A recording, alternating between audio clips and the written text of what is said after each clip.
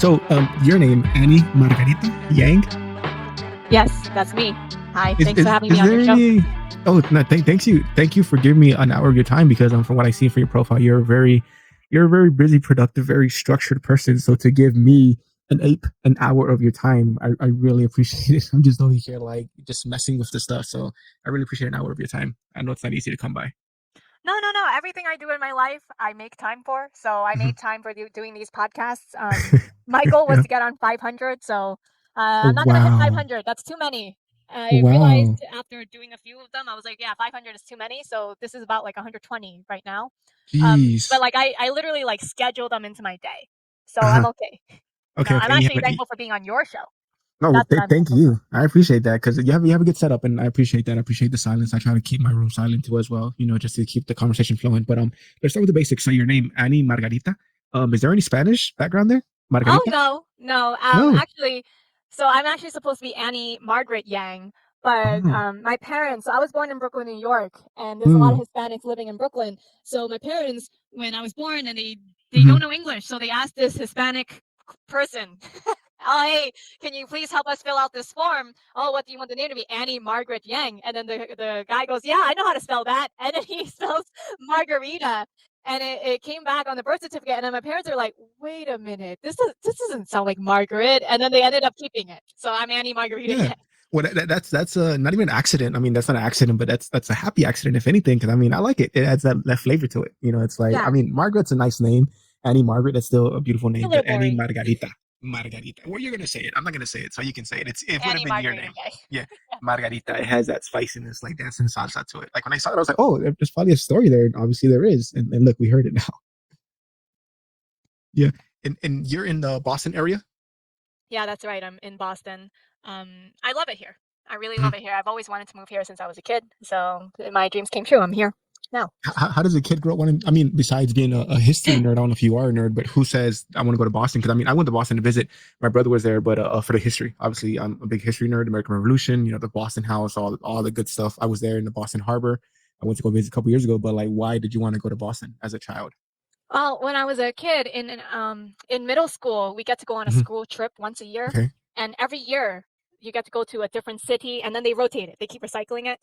So like in sixth grade, we went to Philadelphia. Then seventh grade was Washington D.C. Then eighth grade is Boston, right? And out of all those, Boston was my favorite because there was just so much shopping. And then we saw the Boston Common, and then Yeah, Faneuil the Boston Hall. Common. Yeah, Yeah, all of yeah, that. yeah. And I Uh was like, huh. wow, I like the vibes here, right? And I Hmm. always wish to come back. And Mm. then later on, when I was about 19 or 20 years old, I was visiting some friends Mm. here who went to school here. And then I was like, wow, I still like it. I wish I Yeah. could live here someday. And then by also another happy accident, I'm Mhm. living here in Boston. Mhm. There you go. That's awesome. Yeah, 'cause when I visit, luckily it wasn't too cold, but so you do very good with the cold weather. Oh yeah, because You've I'm from adapted New to it. York, so the weather is Oh, very of similar. course. Yeah, Yeah. you're from Brooklyn. I got you, got you. And your parents, they're where are your parents from? They're from China. So Okay. from Guangzhou, China. Hmm. My parents, they immigrated here to the United States with Hmm. about $400, Oh actually. wow. So they're one Okay. of those like they came here with nothing kind of folks. My Yeah. mom didn't have an education beyond the sixth grade. Hmm. She she dropped out of school in sixth grade and went to work. She worked on a farm. Yeah. The family was so poor that they got their water from a well, not from the tap, Mm. right? And Yeah. then Yeah. Yeah. my father was a more educated one. He actually went on to go to college and became a high school math teacher. Then they came here to the United States. And but actually, my mom is more of that. She has more of that like American dream kind of mentality, that kind of Hmm. hustle that you think an immigrant should Yeah. have if they're to come Hmm. to the United States. She has Yeah. more of that. So after she came here, she was working at a factory sewing clothes for 25 cents a piece. Mm. And at some point, she asked my dad, can she have some more money to buy nicer groceries, nicer vegetables, which are Mhm. a bit more expensive. And then he said, here you go, here's $100. And she came back with not that much food because the vegetables were more expensive. And he was like, oh, you came back with so little food. And of course, that had started an argument or a fight. And my mom was just like, I'm never asking this guy for money ever again. And Wow. from then that point on, she Mhm. started a nail salon, Mhm. an ice cream shop, Chinese takeout restaurant, all sorts of like small businesses. And then she never asked him for money again because she was determined to Mhm. make her own and to buy whatever food she wanted without asking for permission, Yeah. basically. Yeah. Do her own thing. Good for her. Yeah. Yeah. Yeah. So did and your background now currently you have a background in accounting. Did you get some of that from seeing the business that your parents or your mother ran? No, my mom had nothing to do with accounting. So what happened to me was Hmm. because growing up, we were working class and we didn't have a lot of money. Hmm. Um, we barely went out to eat. Like eating out was Hmm. just a very like special occasion kind of thing Yeah. when Hmm. you go to the restaurant just for birthdays or Hmm. holidays, those kinds of Or celebrations. graduation, something like that. Yeah. Basically, yeah. Yeah. And when I was 16, I was like, well, I don't want to go to college and take on any student loan debt. Like, Hmm. this was back in about 2011 or 2012 when I saw Hmm. college graduates were coming out and they were Yeah. underemployed or unemployed and they couldn't pay off their debts. And I was like, I don't want to be one of those. And so Hmm. I didn't go straight to college. I got a whole string of like minimum wage jobs that paid like $8 to $10 an hour back then. Hmm. And I just got really good at saving my money because I genuinely thought I could never earn more money because my guidance counselor in high school told me I'll always be a failure if I don't get a college degree. And she told me, Mm. you're never going to be capable of making more than minimum wage. And I thought, Mhm. well, if she's right and she knows what she's talking about, she's an adult. If I can't make money, then I can save money. So I got really good Yeah. at saving between 25 to 50% of my income on minimum Hmm. wage.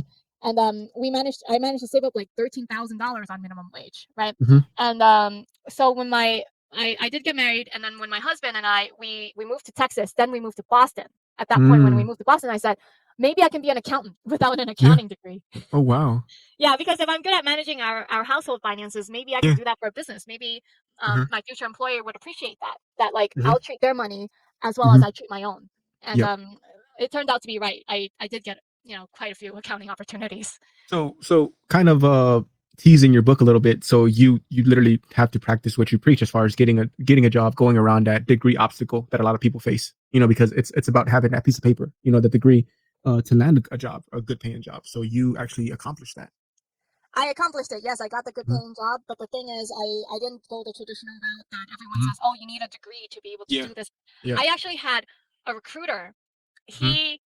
He said to me on the phone directly, he said, "You're never capable of earning more than $55,000 a year." He said, Mhm. if you're lucky, because I've been in this business for 10 years, I know what I'm talking about. I've hired so many accountants. You're not qualified. You don't have that piece of paper. No one's going to want to hire you with your resume. But if you're really lucky and you really, are persistent, you might get $60,000 a year. And then I was like, what the hell is this guy talking about? Right? I choose not to listen to people because I've come to realize that a lot of people, what they say and Mhm. claim as fact is opinion. Yeah. Yeah. So the one thing we get in our life is we control what we listen to, and I choose not to Mhm. listen to that guy. And I told him, based on my experience, that's not true, right? So what everyone struggles with in business when they run a company is like they get people who are smart but lazy, people who are capable but unwilling, right? People who come in with a bad attitude or a bad work ethic, something. So I told this recruiter, I was like, I've never had an employer not beg me to stay. Like every employer's begged me to stay back to my first job. Because I always showed up on time. I always smiled and had a great attitude. And I only needed to be shown something once. And after you show me once, I get it. I never need to be shown again. And you don't need to check on me. You can just know the work will get done. And he said, that's not as important as a degree. And I was like, what are you talking about? That doesn't line up with my experience. And so for that specific job search that I landed in 5 days, I did get the offer. I got an offer for 80,000. I went back to the recruiter and I was like, well, read it and weep. I got the offer. It's more than that 55,000 you said I'm capable of. And this guy who gave me the offer, he even thought, yeah, it is more important to have work ethic and good attitude. Mhm. He said that's more important than the degree. So I found someone who thought just like me, basically. Yeah. Yeah. Yeah. Yeah. So leading from that, at what point did you become like established? Is that when you wanted to write your Amazon selling books, best selling books, if you will? No, no, no. Actually, I wrote the book before that point. So I wrote Okay. the book even back when I was working. I was working at Domino's Pizza back then. Hmm. I was at a point in my life when I was earning minimum wage, and a lot of people were asking me, "I don't understand how you're able to save money on minimum wage. I'm like broke and Yeah. living paycheck to paycheck, and I earn more than you." And I was Hmm. just like, "I don't understand how you can't do it. It's just a math Yeah. problem." Yeah. Yeah. Okay. So I wrote this book. It was called 1001 Ways to Save Money. Mm. And then actually that's why I got phone calls for interviews because I Hmm. put on my resume right below the degree section, the education section, I put author of 1001 Ways to Save Money. And I got phone Oh. calls. I got phone calls Okay. because they said, "You know what? We've never met an author before. Is this a real book?" I said, "Yeah, it's a real book. You can buy it on Oh Amazon and everything." wow. And Okay. that was what interested people. And I asked them why. And they said it's because, not everyone writes a book, but we get so many people who have college degrees And the thing that's special about writing a book is nobody pushed you to do it.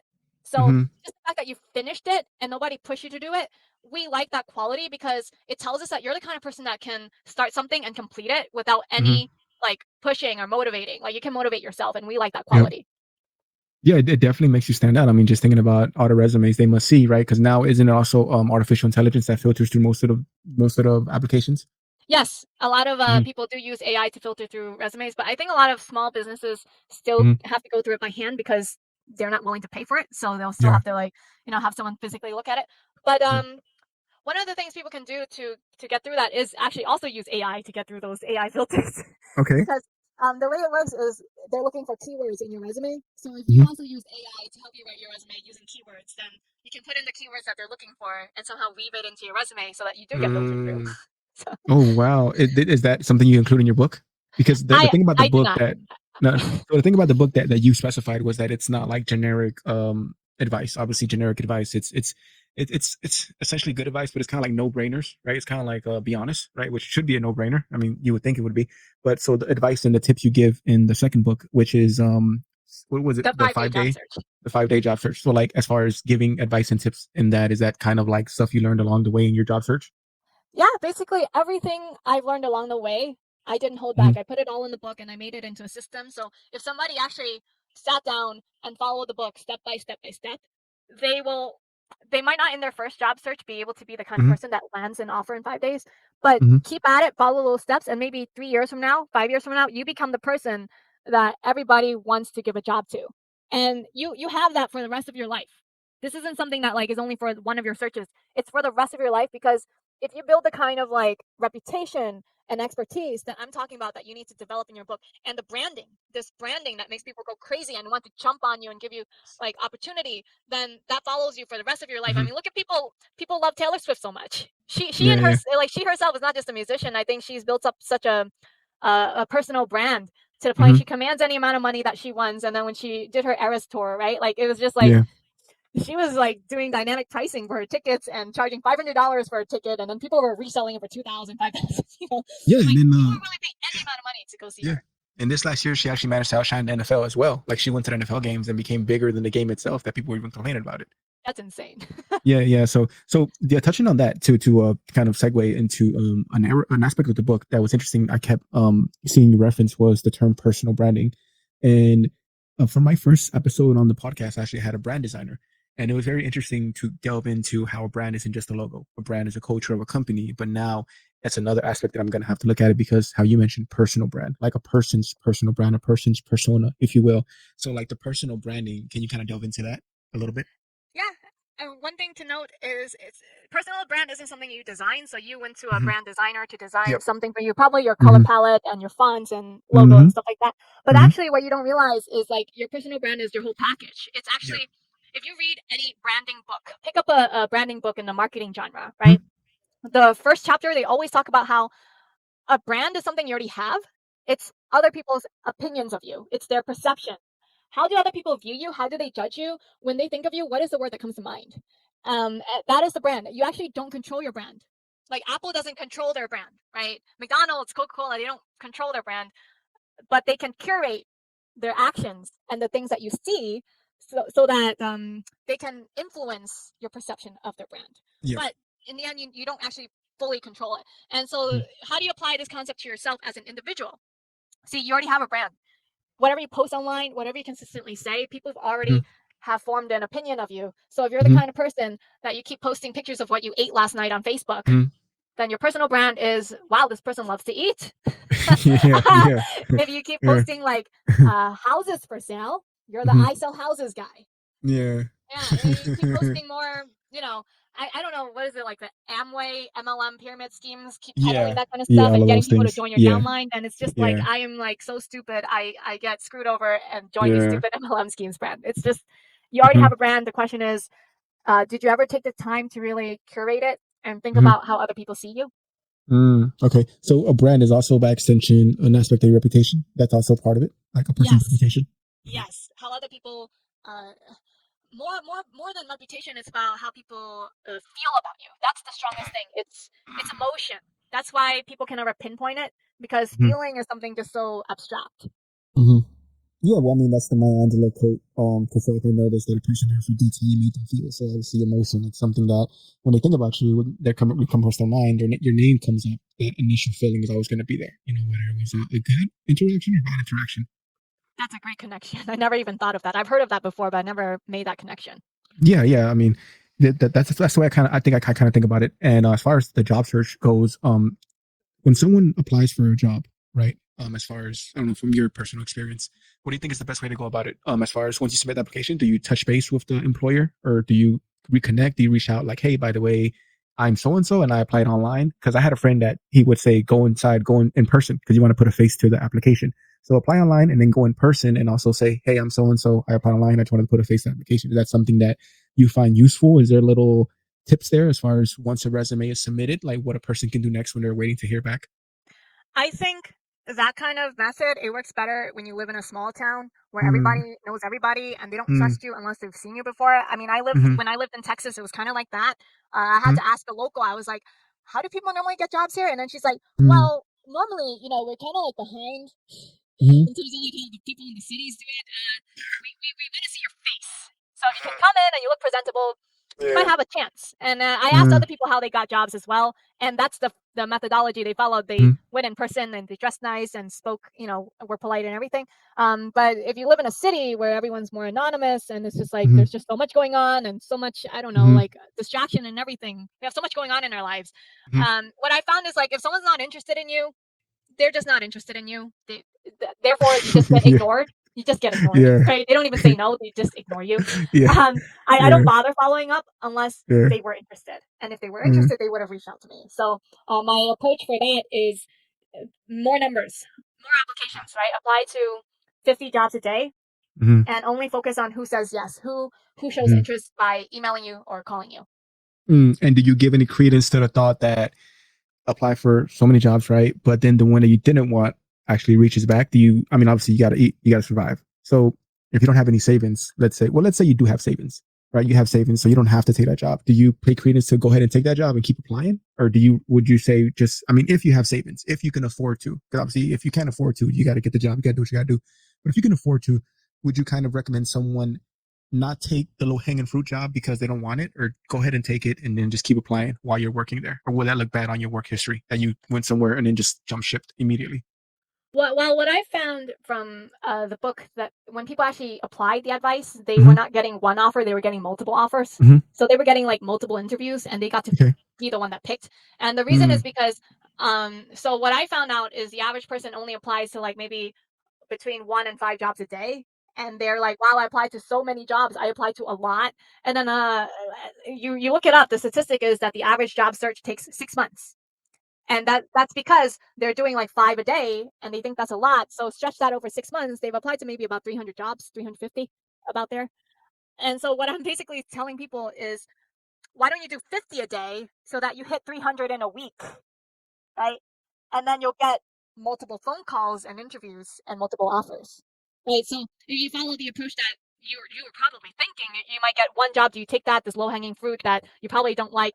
That's not going to happen because when people follow what you're thinking, like only 5 a day, um, they might get an interview, they get the offer, that offer expires in 2 weeks, and then maybe they have another interview scheduled for day 13 of when you got the offer, and then you're just like wondering, you're having FOMO, and you're like, should I go? Should I turn this offer down that I already got? Should I ask for an extension? What do I do? And you're not going to be put in that position because when you front loaded everything into week one for applying, you can schedule all those interviews in a short time period and get multiple offers. If you can, if you can make it, look, I have found other people are far more qualified than me. There's a lot more people out there in this world who are smarter than me. But the thing is, I think I'm more clever than them. For me, it's not. I'm not smarter than them. I'm just more clever, right? I have a better strategy, right? And so what I focused on instead is instead of like focusing 100% of my time on my skill set, my craft, why don't I spend more of my time making myself look good online? Right? So if you spend more of that time like looking more professional online, really crafting the brand, having a website, having a nicely designed email address, having content online. So I don't want people to be like full-time content creator, but like still sharing your expertise with people freely, what you've learned on the job and how you can help them with their problems. All right, because maybe someone has a problem and they're looking for the solution, and you actually know the solution and you've shared it for free online, right? Like when you've done all of the things that I'm recommending, then you actually have the leg up compared to someone who graduated from Harvard and is much more smarter than you. I'm actually not active on LinkedIn. People think I'm active because I have an employee that manages my LinkedIn for me. So she's the one that does all the posting and stuff like that. What I have found is that I think it's more important to actually form relationships with people and to give more than you take. So what I do is I start thinking about like, okay, what do you do? Can I know more? Right? Actually, I got this idea from my piano teacher because she's like a pro at this. So she will really like dig into you to find out what you're good at, what you do for a living, what your interests are, what are your goals, what are you looking to do in life, right? She'll ask you and she'll remember that stuff. And then when she meets someone else in the future, she might go like, "Huh, actually, I know somebody that I think I can introduce you to that you guys might be able to work together or something like that." So she doesn't just do it for her clients, not just her students, which is me. She does this for everybody she knows. She does it freely. She does it freely. Like if she just thinks like, "Oh, you know what? I think these two people could be friends. They have a good personality, or like maybe they're in the same field or something like that. I think they would benefit from knowing each other. Like they don't have to earn money from each other, but I think they would benefit from knowing each other." Like she would just freely like start introducing people to each other. Like she's that hub. She's that hub that everyone is surrounded by, and what I found is that so I've tried to copy doing that. Really, like I try to take what I see other people doing and then I try to implement that in my own life. And yeah, basically.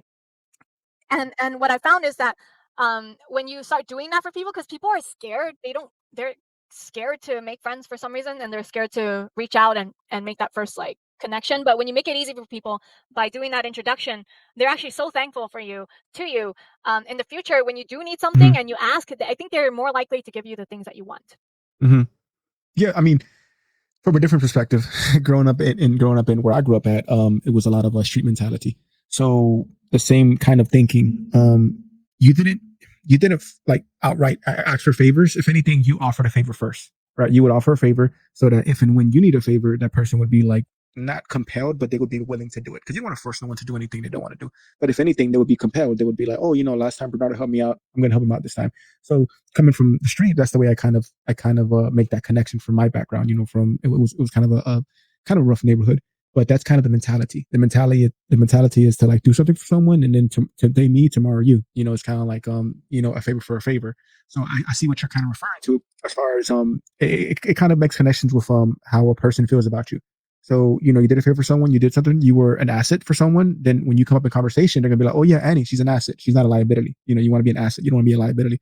So that's something that I kind of make the connection there. I don't know if I'm far off there. Yeah, that's exactly it. And Hmm. I think you can do that with LinkedIn. Like Hmm. sometimes when I'm on LinkedIn, I see some people, they have such stellar bios and like Hmm. profiles and stuff like that. Like there was this one person, she was just so gorgeous. I couldn't stop Hmm. complimenting her about how beautiful she was in her picture and Hmm. just how amazing her accomplishments were. I messaged Hmm. her. I don't know her, but I just couldn't stop it. I couldn't help myself. Okay. And then Uh-huh. I was like, and then later when I looked at her profile again, I was like, you know what? I just got off this show. I think it was like called the Elegance Podcast or something like that. Hmm. I just got off the show and I thought this person on LinkedIn is so elegant. I think she needs to be on this show. Yeah. And then so I introduced them to each other. I was like, I think you guys would be a perfect fit, right? Even though I don't know this person on LinkedIn, I just added her randomly, Yeah. Uh-huh. right? So I mean, it all depends, right? Like I think I get a lot of messages on LinkedIn asking me for stuff. Like Hmm. every day, I get maybe like 5 connection requests, and then after I accept them, I immediately get a message like, "Hey, do you need social media marketing or something like that?" Mm. Like trying to sell me Hmm. something, and I'm just like, Yeah. man, it's just everybody wants a piece of my wallet. Yeah, yeah, or a piece of your brand, if you will, because when you have a certain brand, people want a piece of that. They want a piece of influence, and it's only natural as humans. We want to look out. It's self preservation, right? You want what can you do for me, right? It's kind of like that's how people react. So going back to selling, I saw your YouTube video about getting a cold call, and it's funny Oh, that recent one. because That was the most recent yeah, video. it's Yeah. funny because the video itself was about it was a bigger issue. It was I think it was kind of It was about moms being a yeah, stay-at-home mom, right? Yeah, yeah, yeah. being a stay-at-home mom or working mom, and we can delve into that too. But it was funny because I was listening to the video and you made the comment about the cold call, right? And you could probably, I mean, summarize that. But you got a cold call, and it's funny because I hear you going off about the cold call, and rightfully so, and breaking it down and giving the whole explanation about the the analytical side of a cold call, right?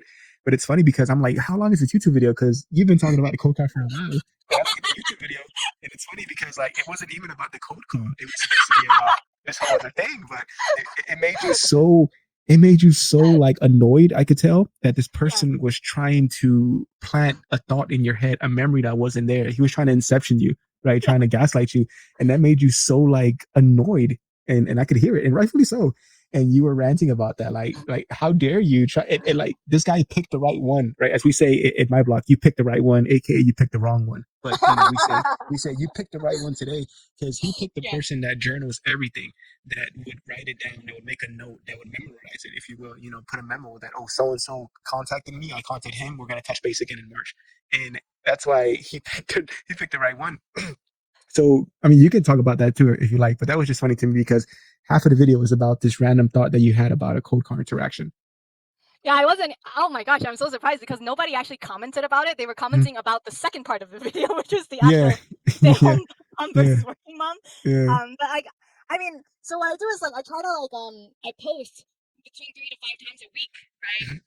And I try to teach people lessons based on what happened today, right? Yeah, And yeah. so that was what Mhm, happened that specific day. And because I'm mhm, offering like job search advice or branding advice or like mhm, freelance advice, business mhm, advice, this kind of advice, I'm just like, you see, this is what happened today, and this is the lesson you can walk mhm. away and not do. Like, don't do Yeah, what he you did. gave a lesson to the cold callers, right? You gave Yeah, them a lesson. yeah. Don't lie. Don't try to gaslight me. But I'm, And I'm also, surprised you watched yeah, that far in. Like, yeah, yeah, you yeah. were patient enough to watch me rant for that long. No, I was down. I was down. I was in because I was like, wait, did she like no? But these guys probably lying. Like, but he wouldn't lie. Of course he wouldn't lie. He's a cold caller.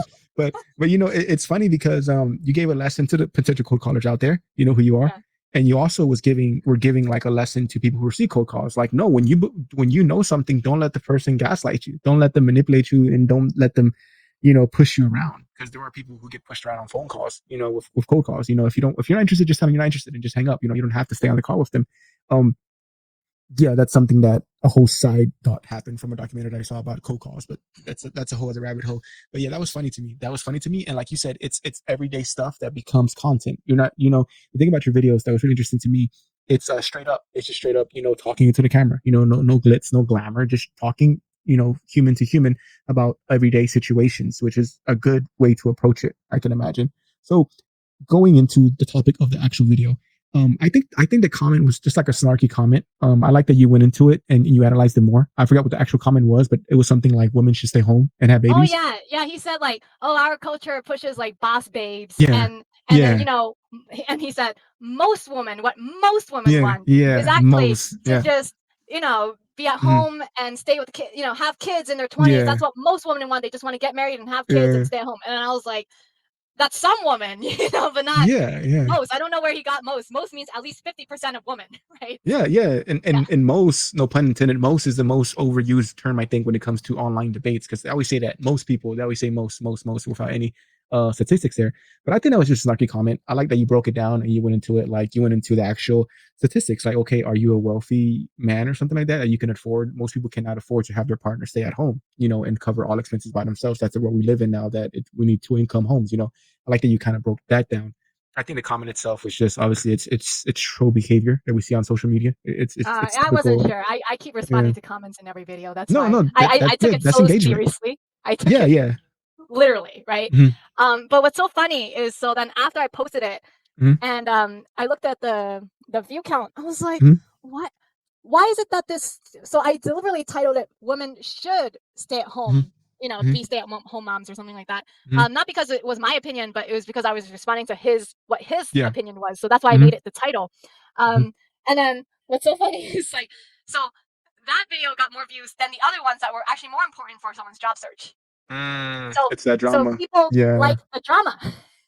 So the Yeah. other videos I Yeah. make are more like, this is advice for a job search. This is what you do if you want to be Mhm, successful, blah, blah, blah. Like just very like to the point. mhm, And that mhm, one was just responding to this guy's comment. And my opinion is that like actually, mhm, women should do whatever they want. One woman doesn't tell another woman what she should be mhm, doing. And why are we still in a society in 2024 where we're judging other people for their life mhm. choices? Right. Yeah. And I specifically said in this video, like, I don't understand. I don't Mhm, understand how it is even still a debate in 2024 and mhm, why it's such a controversial issue. And mhm, and now I know why it's such a controversial issue. It's because it gets clicks, it gets views, mhm, and people were clearly clicking on that to figure out what's going on. Why am I mhm, speaking this kind of stuff? And mhm, and now I know actually it's not controversial at all. The mhm, vast majority of the population, I would even argue maybe 90% of people out there are like me. They're like, do what you want with your life. I don't care what you do. yeah. You want to stay at home, Mhm, you want to work, whatever. As long as it mhm, doesn't affect me. Most people think like that. And then there's this mhm, like small minority of the population that like they get sucked into these viral videos with people Yeah. with these very extreme and strong opinions, Mm, and then they mhm. start like forming these very extreme opinions as well.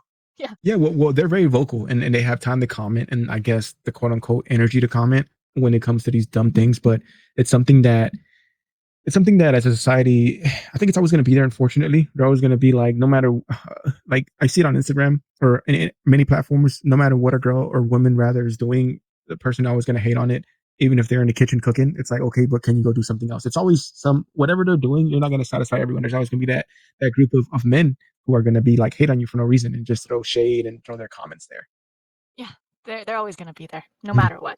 Yeah. So, but one thing that was interesting that I also took away from the video, another thing rather was you saying that you don't even think about having kids at your age, right? That you haven't even thought about that yet. You know, you and your partner, and it's something because I talked to people in my life recently. One friend, he's very close to me. He said, no, I don't want to have kids, and like I'm not like the person that's like, oh, you got to have kids. That's just not my deal. Everyone is their own decision. I don't have kids yet. I would like to have a kid someday, but like I never thought that he wouldn't want to have kids. I just assumed who doesn't want to have kids, right? So when he told me that, I was kind of like, wait, why? Like, is there? And he's like, no, I just don't want to. And I'm kind of like, why though? Like, is there a reason? He's like, no, I just like, don't you want a little mini me? Don't you want to like enjoy these Mini me, things? wow, that sounds You so know, selfish. like something, right? Don't you want to like something, right? Like, I don't know, something like I never thought about it. I assumed that he wanted kids and we never talked Mm, about it, and he's a close friend of mine. But when he said it, I was just like, yeah, I guess some people just don't want to have kids. Like, it's no big deal. It's not like a big issue. Is just like, nah, I just don't want kids. Like I was like, right now, like, no, I just don't ever want kids. Like you and yes. your wife agree, and it's like, yeah, we agree, no kids. And okay, you know, Well, I never said in the video or ever told anyone I never want kids. no, yeah, yeah. But You just said that right now. Not you yeah, haven't thought about it. Yeah, yeah, because yeah. like my plan is to adopt 6 kids. Mm-hmm. So I never talked about this. This is my Mm-hmm. first time talking about it publicly, but I want to adopt 6 kids, and then like I want to adopt one from each continent. So like one from Mm-hmm. Asia, one from Europe, one from Australia and South America, one from North America. So 6, Mm-hmm. right? And then like I want to raise a family where Mm-hmm. everyone's so used to different skin colors, like Mm-hmm. people who are different from them. And Mm-hmm. then specifically, I really want to teach these kids that I will adopt, like how to become a leader in society, Mm-hmm. right? So like I don't think I need to have like a kid from my own body to be able Mm-hmm. to love a child Yeah. unconditionally. I think I Mm-hmm. can love a child unconditionally regardless of the blood Mm-hmm. relationship. And specifically I wanted to adopt because I'm all about financial freedom and financial Mm-hmm. independence. And I just think, well, there's like just so many poor kids in this world. I mean, why are we Yeah.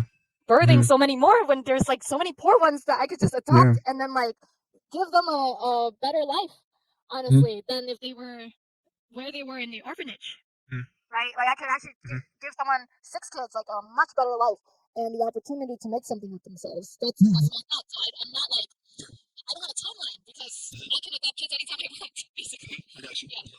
Yeah, well, thank you. That's very personal, and thank you for sharing that. And also by extension, you're gonna give them a better life, and then their kids a better possibility of a better life because it's generational. If they have kids of their own, or if they adopt of their own, it keeps going because just like trauma itself is generational. When you give someone a good life and a good upbringing, they pass that on to the ones that come after them. So that's think about it. The math goes crazy. You have to talk about 6 kids, and then whoever they meet, whoever they have kids with or adopt kids, it just goes on and on and on. The lessons that you teach them. Exactly. That's very solid. That's very. Is that something that you and your husband both talked about, or is that like something He just? thinks, yeah, he thinks 6 is too many. He said, no, Mm, maybe 2 or 3 is enough. And then he thinks, but wouldn't you want to have just one of your own? And then I was like, no, mm, I just want to adopt all of them. I don't mm. want to have like Yeah. half Well, you and don't half. gotta So adopt yeah. 6 at one time, do you? You can just like do two and two. No, Yeah. I don't know. I actually don't know. I'm Yeah. just gonna start with one. But Oh. there's actually a story. I don't remember the name of the movie, but there was a movie after this real life story. This guy adopted like gang members Oh as wow. his own kids. Yeah, like these Uh, these kids, in high school, middle school, they were gang members. They were going to jail and doing all sorts of uh, stuff. And he in his whole lifetime he adopted like 50 kids. oh And wow. a lot of these kids like turned their life around. Like they realized, Mm, oh, I don't have to spend my time trying to steal mm, or trying to sell drugs. Instead, I can like turn my mind into making money by starting this laundry business or some mm, business, something to like mm, throw the intellectual energy into instead of mm, mm, drugs, selling drugs. And many of them became so wealthy from their mm, entrepreneur ventures and things like that. mm, They ended up buying this man a house. Mm. Mansion, like in Florida or something, and like cars and all sorts of like really luxurious stuff. And this man's like saying, "I don't need all this stuff. Like I only Hmm. need one car. I don't need more than one house." But all these kids were like, "But Dad, we're so grateful Hmm. for all the things that you have changed in our life for the better. We don't know how to repay you." Hmm. Right? Yeah.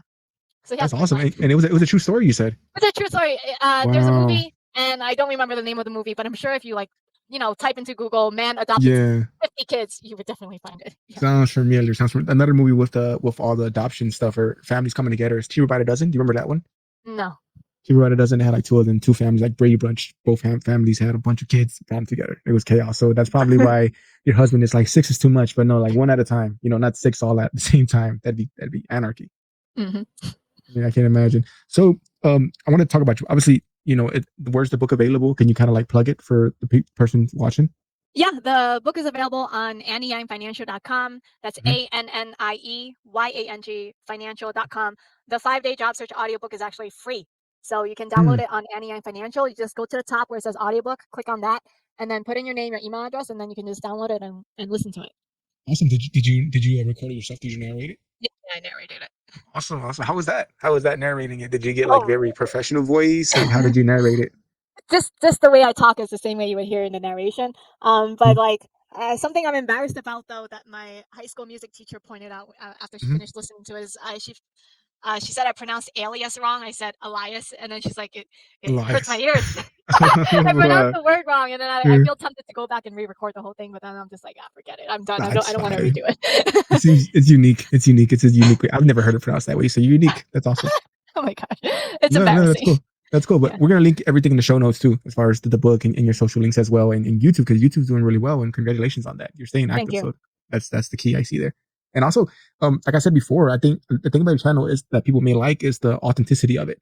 Like you're going straight to the point. You're talking. Well, not in the latest video. You kind of took a detour, but it was a good detour. You gave us another lesson on the side, but you get straight to the point, and it's really awesome. It's really awesome for your content. Well, thanks. Can I get your opinion? So, Mhm. a lot of YouTubers, pretty much every YouTuber these days, they edit their videos, but my videos are straight takes, so there's no editing, right? I Like, like that because though. I don't have the time to edit, right? Then I have to Yeah. pay a video editor and check the guy's work. Mhm. It's like just a 10-minute video. Mhm. I have to give it to a video editor. Then I have to check the guy's work by watching the 10-minute video. Mhm. And then whatever mistakes I find, he has to fix it. Then I have to watch it again, right? It's Mhm. like so much time. It's like three times as long as if I just recorded and uploaded it. I wasn't Mhm. sure. I like What's your it. opinion? I like the authenticity of it. I like that it's a straight shot. The only thing that people kind of tend to enjoy are it depends on who you're talking to, but the overall consensus I think on YouTube people enjoy cuts as far as like when there's moments of silence, they enjoy the quick cut to another word. It depends on the audience, but that's kind of what the grasp I get from people on YouTube. They like the you're talking, and when there's a moment of silence, it's cut out and it cuts straight to the next word.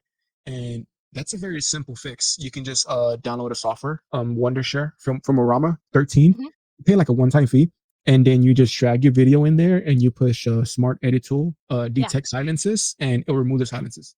Oh, And okay. I guess I need to look for something that if Wondershare is for the phone because I record on my phone and then okay, yeah, from the phone. See, that's a different thing. We'll yeah, see. that's I'll, fine. I'll, I might I'll have to look see. into see if there's any apps on the phone that can do that. So then I don't have Well, to yeah, export well, it to you my computer. yeah, that's the thing though. Once you have it on the computer, if you can get past that and just making that an easy thing, because you drag it from your computer to the program, Mhm. you take silence, remove it, and you save it, and that's it. It'd be a one-step process. Once you have it on your computer, Mm. Okay. and that's something I can recommend. But I think you're doing something right. I like it. I like the content. I like the way it's presented, and it's not super. Because also there's a thing that I fell into when I first started making my videos. I was overproducing it, just being so spending so much time on the loot, on the coloring, on everything like that, and it's spending a lot of time on it. And the main thing you want to worry about is the audio. As long as the audio is good, that's all that really matters. The audio and the video quality, as far as the picture quality, that's all that really matters. I think Yeah, and your audio is, I think, amazing. I it, it, actually hear it you like wasn't. crystal clear. Well, thank you, thank you. It was a process, man. Because the first podcast, it's so unfortunate, but I wish I could redo them, but I mean, you can't remake an interaction, right? An interaction is genuine, the laughing, whatever, the jokes, it's just genuine and it's cool. So I appreciate every guest I've had that's helped me learn, because there's been times where like the mic has kind of messed up or there's been echoing and it is what it is. I try to learn that way, maybe I interview them a second time and on the second time it'll be top notch quality. And I appreciate the compliment though. I appreciate that. But before I let you go, I am a big film nerd, and recently this I've implemented the final question as far as like any movies that you would recommend or that are your favorite movies or like your go-to movies. Oh yeah, a few. I liked Game Night a lot. Yeah, that was really You watched funny. it? Really funny. Yes, I yes, love that yes, one. yes. I also liked Everything Everywhere All at Once. I also watched that one a few Really times. good. Yeah, I Really really good. like it. For some reason, it hit me to the core. I don't know why. For some reason, I mean, your mom, right? I mean, your mom is reminds you. I mean, I don't know your mother, but what you told It me, wasn't she would. because it reminded me of a mom. It was not No. even related to that or my upbringing. It was just that part when the daughter was just like Mm, nothing matters, and then mm, I was like, wow, like yeah. if I could have got that mindset in my life, Mm, where nothing matters, then I won't have fear to go after the things that I want. So that's mm. what touched me. That hit me. And after that, I was just like, I shouldn't have any fear to go after the things I want. That's a great movie, though. Great movie. Great movie. Great movie. And game night. I remember game night. But I think one of the funniest parts, for me, is when he has the cat at the door, the cop, the neighbor, and he has a cat, and he just walks back into the darkness. And Yeah. they're like, "Do we follow him? Like, what's going on? Do we follow him?"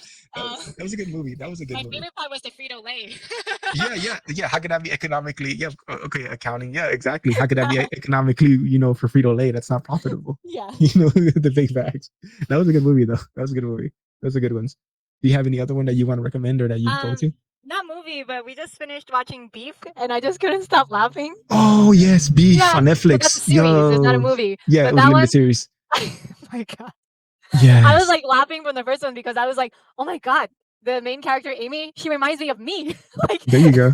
and Yeah, it's like all these interactions that she has, and then I'm like, she's like literally playing out the things that I wished I was doing, and actually making yes, the worst decision that you can make in any moment.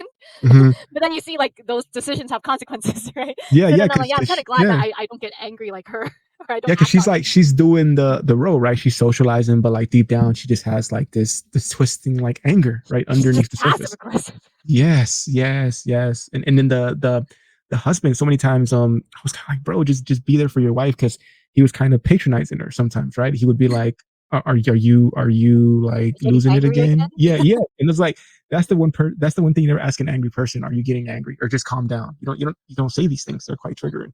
No. Yeah, but that was a good show. Really good show. Did you like the ending? Did you feel like it was good? No, I didn't like the ending, but that doesn't Mm, matter. What matters is like all throughout, like you just enjoy it and you're engaged with it. And the script, I feel like the mm, script was so perfectly written. I feel like mm, whoever wrote this script probably watched like real life mm, interactions for inspiration and recorded them mm, and then like wrote them down word for word mm. and incorporated Yes. them into the movie. Like that's literally how I feel like the script was written. Because Mhm, I experienced these passive aggressive experiences in my own life. mhm, About 3 weeks ago, I went into the office, and there's a manager that works in this mhm, office who is very passive aggressive, and everybody in the office knows that. mhm, And we had an intern that just started working there, and then I overheard this interaction between her and the intern, and she was mhm. just like, the intern had asked, "Oh, can I take an hour for lunch?" So he Mhm, doesn't get paid for lunch because like it's hourly, right? So he mhm. asked, "Oh, I don't bring my own lunch, and it's not enough time to just have like 20 or 30 minutes if I eat at the Yeah. restaurant because I have to wait for the food to arrive. Mhm. Can I get like a bit more time for lunch?" And then she's just like, "Well, you have to understand this is the real world and we live in an off like we're in the office now. This is a Yeah. real job. This isn't like some kitty job, right? Oh, And wow. this is a 9 to 5 role that you're Yeah. working here. And I just want to let you know I've been paying attention to the times that you're working and it's not acceptable. So I'll let you go for lunch today, but just to let you know that, I stick to my own standard and rules. I pack my lunch and I actually eat my lunch at my Wow. desk. So that's how I'm able to Yeah. keep it to 30 minutes and why Yeah. I don't need more than 30 minutes for lunch. So you might want to try that. But also, I also like noticed that, you're supposed to start work at 9 and every day you come just a little bit later. At first you're coming at 9:05, then 9:07, and then yesterday you came in Wow. at 9:13 and I didn't say anything, but I just want to let you know I pay attention to that stuff. And then like Oh, when I wow. overheard this, I was like, oh my god, I wish I could record this and this could be inspiration for like some sort of script. Yeah. Oh my God. Like Not going to it your just doesn't lunch. do it justice. It doesn't do it justice for me to like Yeah. um retell the story. Mm. I feel like the real justice would be like the exact words that she used and the tone of voice that I didn't get to note down. Yeah. That is very, very like the TV show. That is very script worthy because like, geez, you're getting the dagger in there, messing with him, and then you're like, okay, now go enjoy your lunch. Yeah, go enjoy your lunch. Like, thanks. God, that's so crazy. That's the world. That's the corporate world, right? That's the office world. Yeah, this is the office world, and I can't believe she still works there. Jeez. Okay. Oh my God. But I thank you. We're up with the hour, and I appreciate your time. And this has been very revealing. And definitely gonna link all of your links in the show notes and for the books as well. You know, the audio with the alias, you know, all of that included. You know, we're human, right? So leave it in there. It's awesome. You know? Thank you so much for this great interview. You were wonderful. Thank you. Oh, thank you. Thank you for your time, and we'll be in contact. I appreciate it.